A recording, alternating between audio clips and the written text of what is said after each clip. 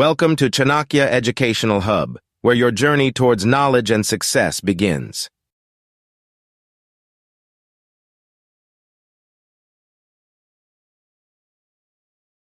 BTech, B pharmacy అలానే ఇండియాలో MBA and MCA చేసిన బ్యాక్గ్రౌండ్ ఉన్న వాళ్ళు యూఎస్ కి రావాలంటే ఎలాంటి కోర్సులు చేయాలి? ఆ డిగ్రీ చదివేటప్పుడే వాళ్ళు pharmaceutical knowledge, first of all clinical trials knowledge, medical terminology ఇవన్నీ నేర్చేసుకుంటే అమెరికాలో జాబ్స్ అనేవి రెండు చోట్లే ఉన్నాయి. ఒకటి మెడికల్, రెండవది ఐటీ. ఇంకెక్కడ జాబ్స్ ఉన్నాయని చెప్పినా అది లేవు అసలు. First of all most toughest job ఏదైనా ఉన్నది అంటే అది మనుషుల్ని మేనేజ్ చేయటం. హైదరాబాద్ లో ఉన్నటువంటి ఐఎస్బి కావచ్చు, లేకపోతే బెస్ట్ ఇన్స్టిట్యూట్స్ లైక్ ఐఐఎంస్, లేకపోతే ఇర్మో ఆనంద్, ఎక్స్ఎల్ఆర్ఐ, ఇవన్నీ ఇన్స్టిట్యూట్స్ ఉన్నాయనుకోండి. ఆ ఇన్స్టిట్యూట్స్ లో వాళ్ళు ఎంబీఏ డిగ్రీ కంప్లీట్ చేసిన తర్వాత వాళ్ళ యొక్క స్టార్టింగ్ శాలరీ వచ్చేసరికి it may be like 30 lakhs, it may be like 40 lakhs.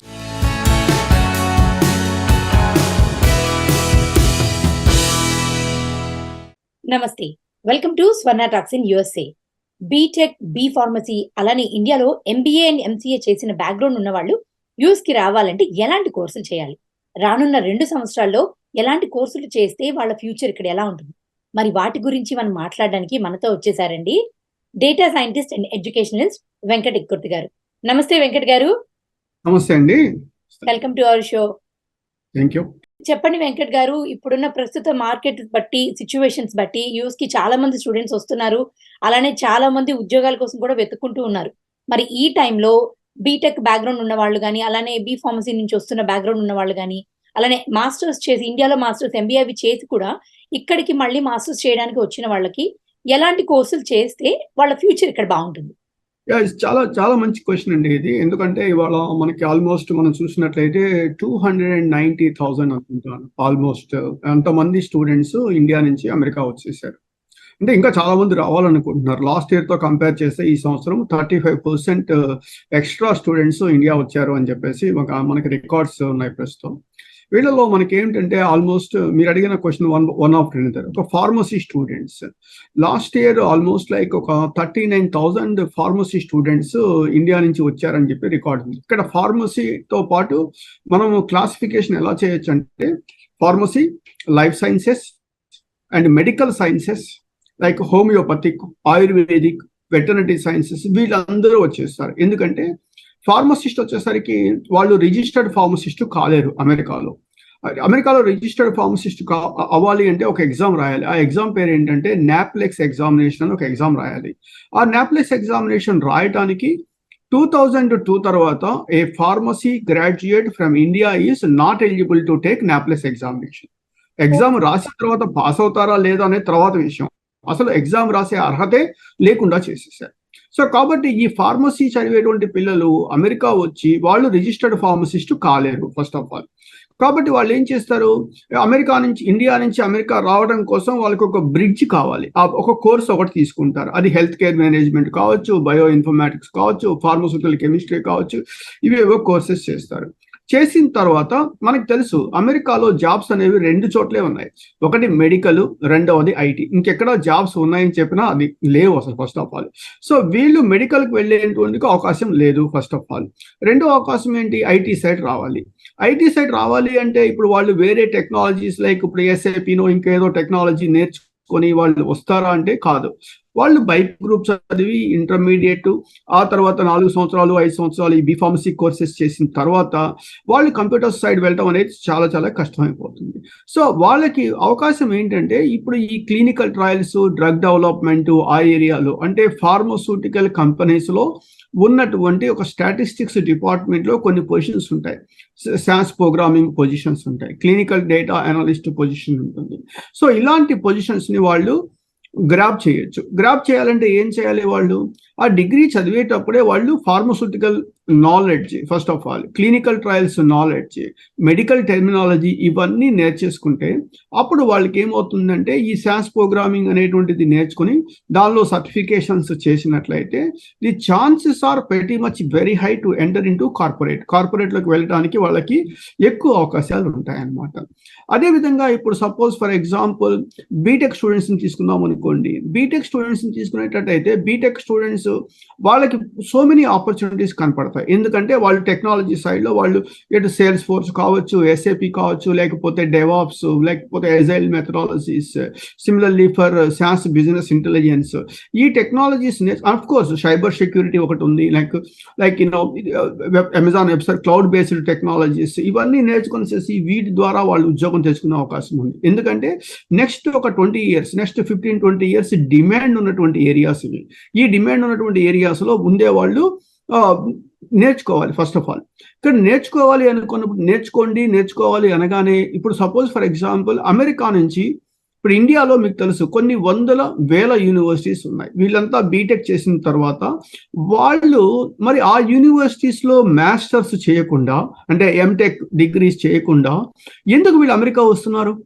America వస్తున్నారంటే అర్థం ఏంటంటే అమెరికాలో బెస్ట్ యూనివర్సిటీస్ ఉన్నాయనేది ఒకటి, క్వాలిటీ ఎడ్యుకేషన్ దొరుకుతుంది అనేటువంటి ఒకే ఒక్క ఈ రెండు ఆలోచనలతో దాదాపుగా ఒక 40 లక్షల రూపాయలు 50 లక్షల రూపాయలు ఖర్చు పెట్టి వాళ్ళు అమెరికాకు వస్తున్నారు. ఇక్కడ కూడా వాళ్ళు చేయాల్సింది అదే.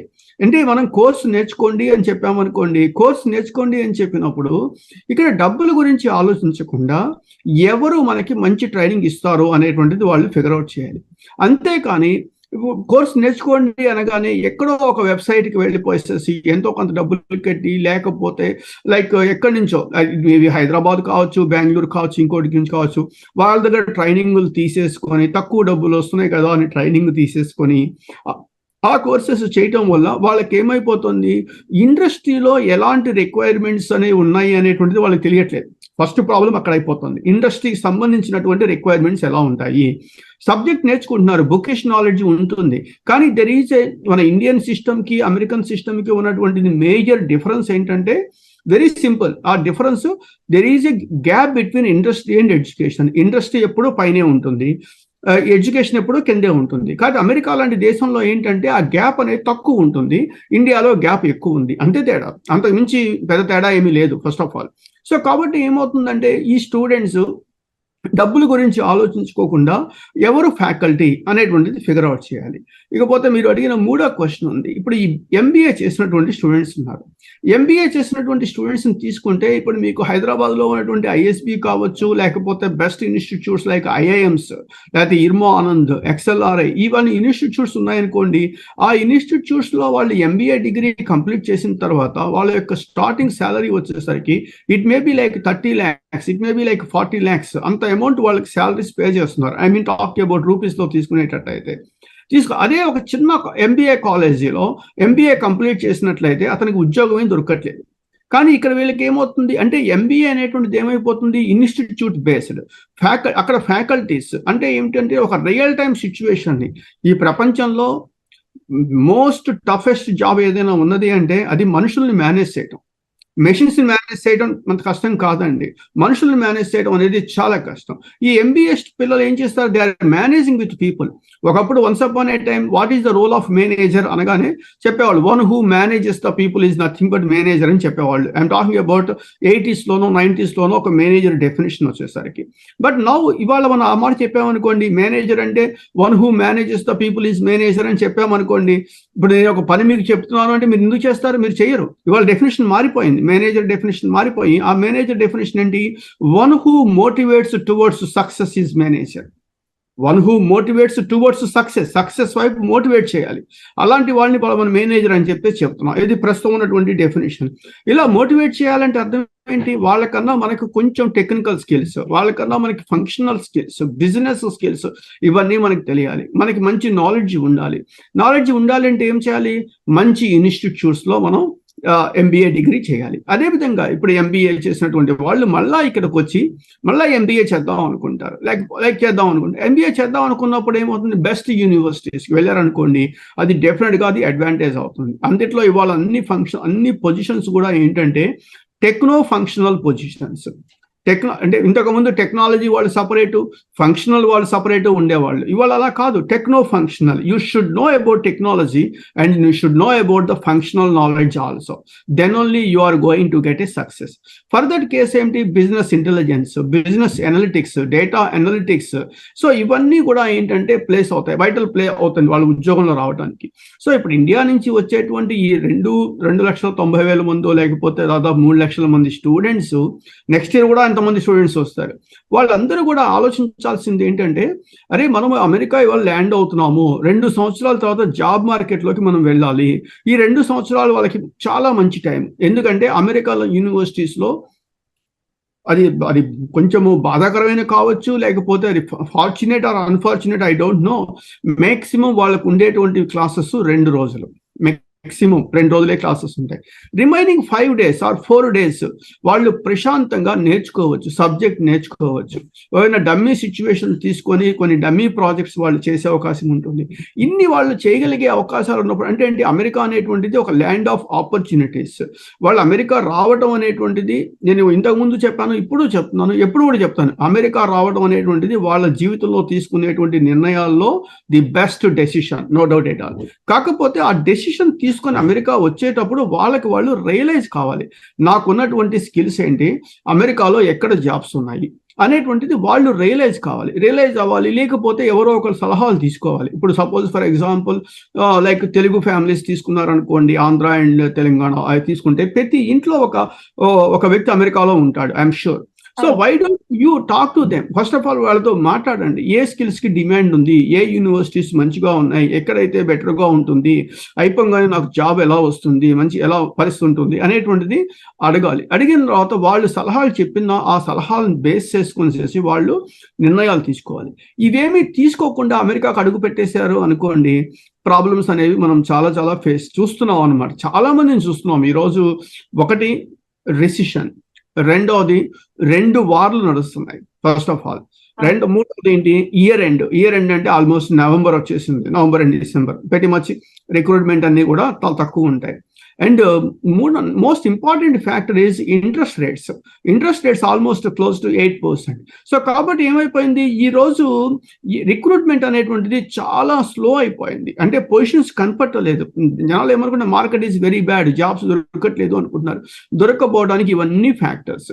కాబట్టి ఏమైపోతుంది, ఈ 2 నెలలు అంటే ఇప్పటి నుంచి నా ఉద్దేశం like January ending or February max, ఈ 2-3 నెలల్లో వాళ్ళకి ఉద్యోగాలు దొరుకుతాయి అనేటువంటి హోప్ చాలా తక్కువ ఫస్ట్ ఆఫ్ ఆల్. సో కాబట్టి ఏం చేయాలి అంటే ఈ 2-3 నెలల్లో టెక్నాలజీ నేర్చుకొని దానికి సంబంధించినటువంటి సర్టిఫికేషన్స్ పర్ఫెక్ట్ గా నేర్చేసుకొని మనం అప్పుడు ఉద్యోగంలోకి మార్కెట్లోకి వెళ్ళామనుకోండి, the chances of getting the job అంటే ప్రస్తుతం అమెరికాలో ఉన్నటువంటి స్టూడెంట్స్ లేదా అమెరికాలో జాబ్స్ వెతికేటువంటి స్టూడెంట్స్ కోసం ఈ పని చేయొచ్చు ఈ 2-3 నెలల పాటు. అంతేగాని ఇక్కడ ఉద్యోగం రావట్లేదు అని ప్యానిక్ అయిపోయి డిప్రెషన్లోకి వెళ్ళిపోయి అవి చేస్తున్నారు అనుకోండి, అనవసరంగా లేనిపోని హెల్త్ ప్రాబ్లమ్స్ వాళ్ళు ఫేస్ చేయడం తప్పించి కానీ ఉపయోగం ఏమీ లేదు. అమెరికాలో మీ దగ్గర స్కిల్ ఉంటేనే మీకు జాబ్ వస్తుంది, మీ దగ్గర స్కిల్ లేకపోతే జాబ్ రాదు. అందుకని చెప్తాను, మీ దగ్గర స్కిల్ ఉన్నది అంటే మిమ్మల్ని ఎవరూ ఆపలేరు, మీ దగ్గర స్కిల్ లేదు అనుకోండి మిమ్మల్ని ఎవరూ రక్షించలేరు. First of all that's very simple logic అనమాట అమెరికాలో వచ్చేసరికి. ఎందుకంటే ఇప్పుడు ఇలా బ్యాక్గ్రౌండ్ డిఫరెంట్ బ్యాక్గ్రౌండ్స్ లో ఉన్న వాళ్ళు ఇక్కడికి రావాలి అంటే కూడా ఏమేం చేయొచ్చు చాలా చక్కగా చెప్పారు వెంకట్ గారు. సో నిజంగానే ఇది యూస్ఫుల్ ఇన్ఫర్మేషన్ అండి. Thank you so much for sharing all this useful information. నిజంగానే మన వ్యూవర్స్ చూస్తున్న వాళ్ళందరూ కూడా దీని నుంచి బెనిఫిట్ పొందుతారని అనుకుంటున్నాను. అండ్ రైట్ మార్గంలో రైట్ టైం కి రైట్ ప్లేస్ కి వస్తారని కోరుకుంటున్నానండి. Chanakya Educational Hub, where dreams take flight and become reality. Please subscribe our channel for more updates and interesting facts about quality education.